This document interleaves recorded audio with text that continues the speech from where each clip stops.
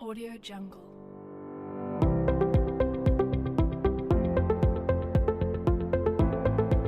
Akhlak dalam kehidupan sosial kemasyarakatan dan bernegara. Akhlak dalam bermasyarakat. Dalam kehidupan bertetangga, bermasyarakat, berbangsa maupun bernegara, kita sebagai umat yang senantiasa bersosialisasi, berinteraksi dengan yang lainnya, khususnya umat muslim, sudah sepantasnya kita menampilkan akhlak mulia yang telah dicontohkan oleh Rasulullah SAW dan para sahabat beliau yang diridhoi oleh Allah Subhanahu wa taala. Berperilaku atau berakhlak mulia di dalam bertetangga sangat perlu untuk direalisasikan dalam kehidupan sehari-hari. Sebagai sesama umat yang seakidah, kita perlu menjaga keharmonisan persaudaraan yang didasarkan atas kesamaan dalam berkeyakinan. Islam mengajarkan agar kita selalu menampilkan kemuliaan akhlak dalam bertetangga. Di samping itu, juga harus menampilkan akhlak mulia di dalam kehidupan bermasyarakat, berbangsa, dan bernegara. Gotong royong sebagai jati diri bangsa. Menarik sekali artikel Yudi Latif yang berjudul Mengapa Pancasila Itu Penting. Artikel tersebutlah yang menyebutkan bahwa Bung Karno menyatakan, jikalau saya peras yang 5 menjadi 3 dan yang 3 menjadi 1, dapatlah saya satu perkataan gotong royong. Negara Indonesia yang kita dirikan haruslah negara gotong royong. Kata lain, dasar dari semua sila Pancasila adalah gotong royong. Maknanya adalah prinsip ketuhanan harus bergotong royong, ketuhanan yang berkebudayaan, yang lapang dan toleran, termasuk dalam membina toleransi antar agama dan kepercayaan yang plural di Indonesia.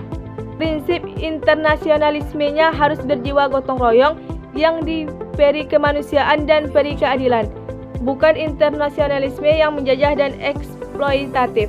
Prinsip kejiwaannya harus berjiwa gotong royong, mampu mengembangkan persatuan dari aneka perbedaan, Bhinneka Tunggal Ika, bukan yang meniadakan perbedaan atau menolak persatuan. Prinsip musyawarah mufakat, bukan demokrasi yang didikte oleh suara mayoritas atau minoritas, elit penguasa model atau minorokrasi. Prinsip kesejahteraan pun harus berjiwa gotong royong, mengembangkan partisipasi dan emansipasi di bidang ekonomi dengan semangat kekeluargaan, bukan visi kesejahteraan berbasis individualisme, kapitalisme, bukan pula yang mengekang kebebasan individu seperti dalam sistem etatisme. Faktanya dalam realita umat Islam di Indonesia sendiri betapa susahnya membangkitkan semangat gotong royong ataupun ukhuwah Islamiyah di dalam kalbu di setiap insan. Mengakui sebagai bagian dari bangsa dan mencintai bangsa Indonesia sendiri pada situasi kini merupakan sesuatu yang hal yang sangat abstrak bagi Indonesia sendiri. Faktanya dalam realitas umat Islam di Indonesia sendiri betapa susahnya membangkitkan semangat gotong royong ataupun ukhuwah Islamiyah di dalam kalbu setiap insan.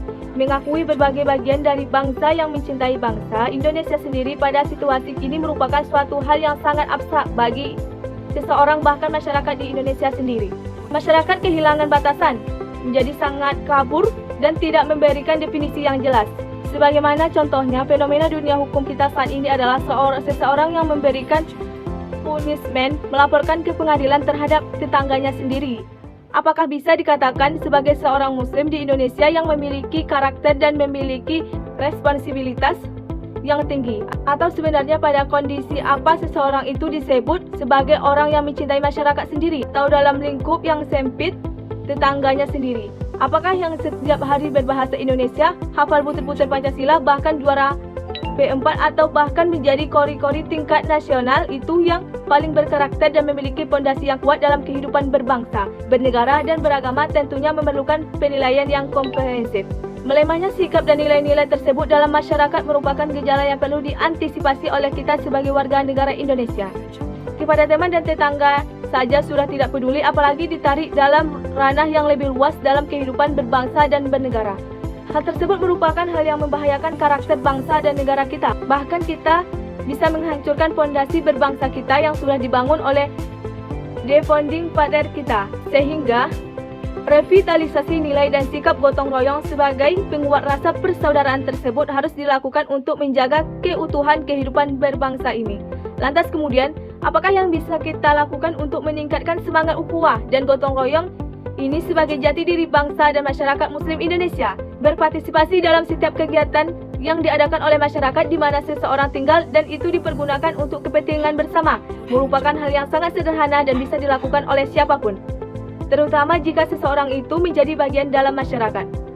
Solidaritas yang terbangun dalam ikatan sosial antar satu orang anggota masyarakat dengan anggota lainnya adalah menumbuhkan ikatan yang kuat antar sesama warga, antar sesama saling menyapa, saling menghargai, dan saling membantu jika mendapat kesulitan sebagai perwujudan dari adanya ikatan antar sesama warga tersebut. Persatuan antar sesama warga akan muncul dan sikap tersebut merupakan sebuah fondasi awal yang melandasi lahirnya semangat nasionalisme dan persaudaraan dalam dada setiap masyarakat. Selanjutnya yaitu akhlak atau etika politik. Pengertian etika dan politik.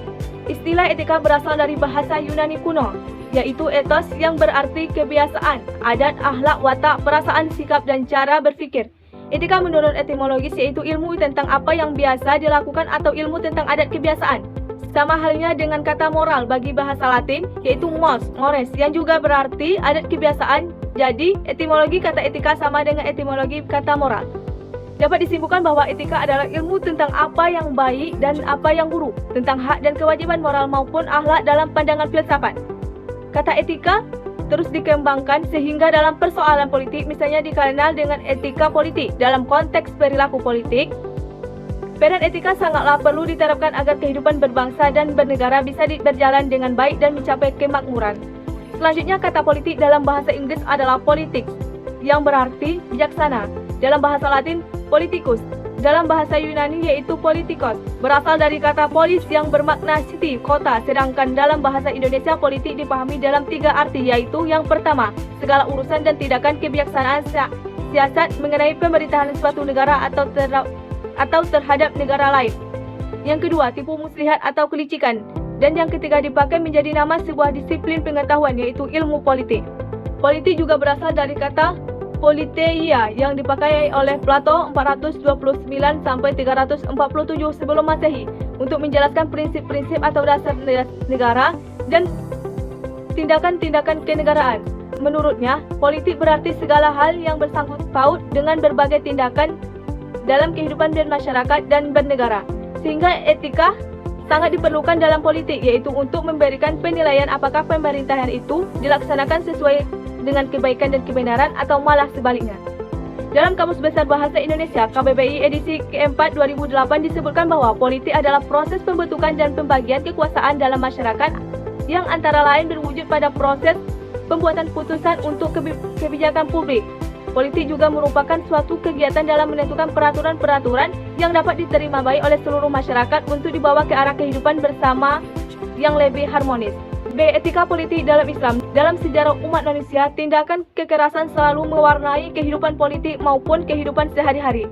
Kekerasan mencakup arti yang luas. Salah satu contoh mengenai tindakan yang dilakukan oleh seseorang atau sekelompok orang untuk mencapai tujuannya adalah dengan cara menyakiti, mematikan, dan merugikan orang lain secara fisik, mental, moral, maupun spiritual. Kekerasan memanglah sangat sering dikaitkan dengan kekuasaan. Penguasa terkadang memakai kekerasan dalam memimpin atas kedudukannya atau posisi mereka yang sedang berkuasa agar masyarakatnya menjadi tunduk dan patuh pada setiap peraturan yang dibuatnya. Namun apapun alasannya, kekerasan tidak bisa dibenarkan sebagai cara untuk mendapatkan tujuan dari segala yang diinginkan.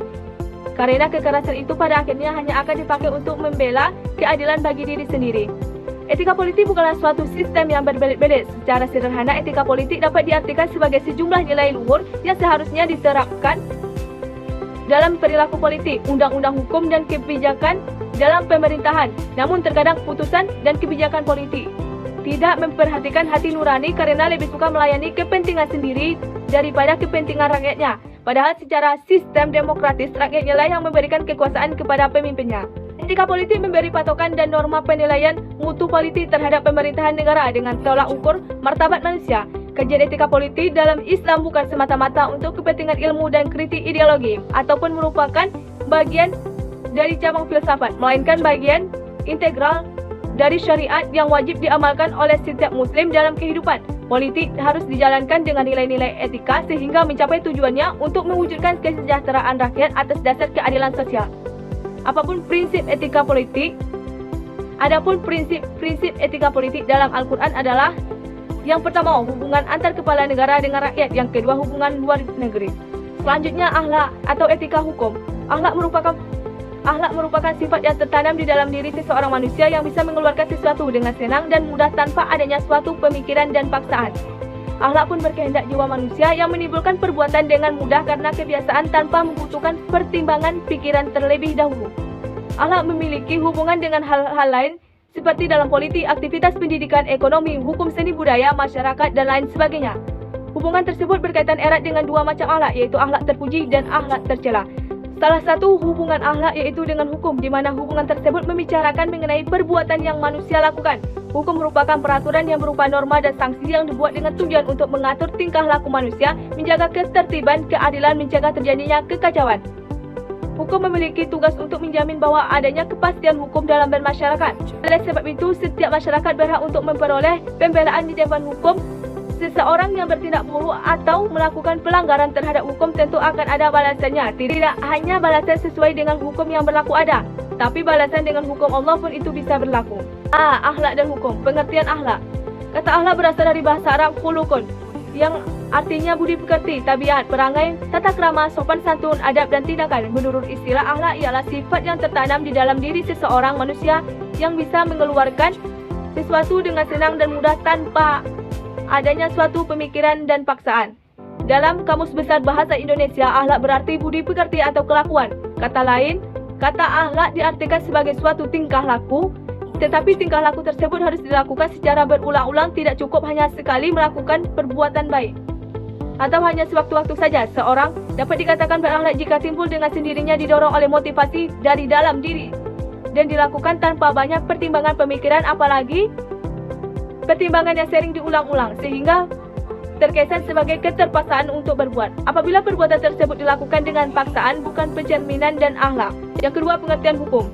Beberapa ahli seperti Aristoteles, Grotius, Hobbes, Phillips, James, dan Van Vollenhoven memberikan definisi hukum yang berbeda-beda.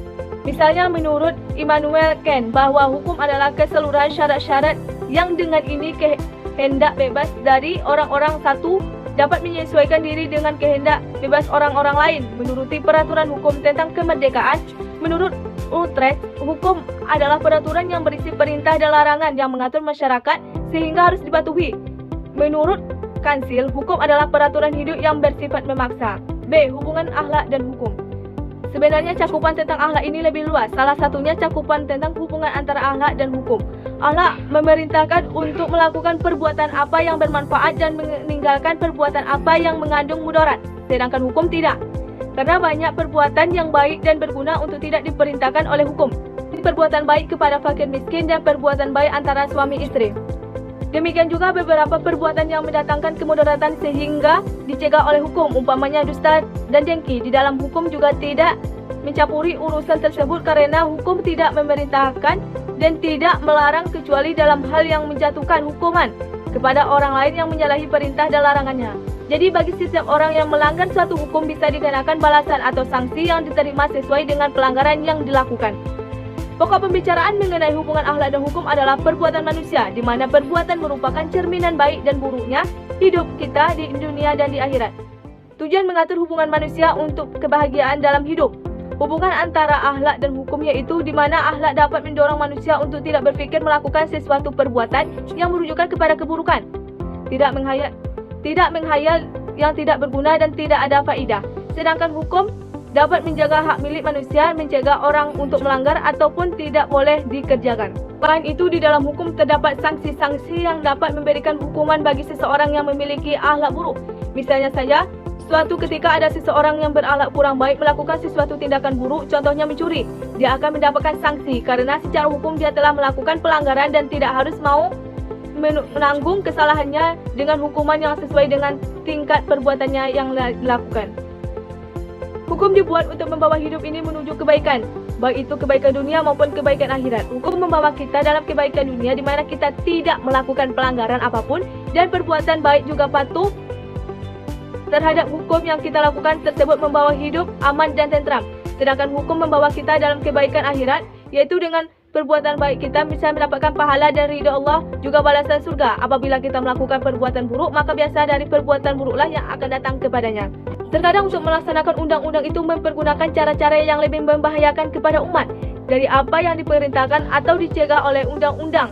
Demikian pula ada keburukan-keburukan yang samar-samar seperti mengingkari nikmat dan berkhianat. dan ini undang-undang tidak sampai untuk menjatuhkan siksaan kepada pelakunya, maka itu tidak dapat jatuh di bawah kekerasan undang-undang, dan keadaan dalam hal ini bukan seperti pencurian dan pembunuhan. Perbedaan lainnya adalah bahwa ilmu hukum melihat segala perbuatan dari jurusan buah dan akibat yang lahir, sedangkan akhlak menyelami gerak jiwa manusia yang batin walaupun tidak menimbulkan perbuatan yang lahir dan juga menyelidiki perbuatan yang lahir. Hukum dapat berkata jangan mencuri, membunuh, tetapi tidak dapat berkata sesuatu tentang kelanjutannya. Sedangkan akhlak bersamaan dengan hukum mencegah pencurian dan pembunuhan. Akhlak dapat mendorong manusia untuk jangan berpikir dalam keburukan, jangan menghayalkan yang tidak berguna. Hukum dapat menjaga hak milik manusia dan mencegah orang untuk melanggarnya, tetapi tidak dapat memerintahkan kepada si pemilik agar mempergunakan miliknya untuk kebaikan. Apapun yang memerintahkan untuk perbuatan kebaikan adalah akhlak. Kesimpulannya adalah akhlak merupakan sifat yang tertanam di dalam diri seseorang manusia yang bisa mengeluarkan sesuatu dengan senang dan bisa mudah tanpa adanya suatu pemikiran dan paksaan. Perbuatan tersebut dilakukan secara berulang-ulang dan menjadi suatu kebiasaan. Hubungan antara akhlak dan hukum adalah dalam hukum terdapat perintah dan larangan. Jika melaksanakan yang diperintahkan berarti dapat dikatakan berakhlak baik. Namun jika melanggar apa yang diperintahkan maka dapat dikatakan akhlaknya buruk, dan hukum memberikan balasan dapat dikatakan akhlaknya buruk dan hukum memberi balasan atas baik buruknya akhlak. Tujuan agar manusia bisa hidup bahagia.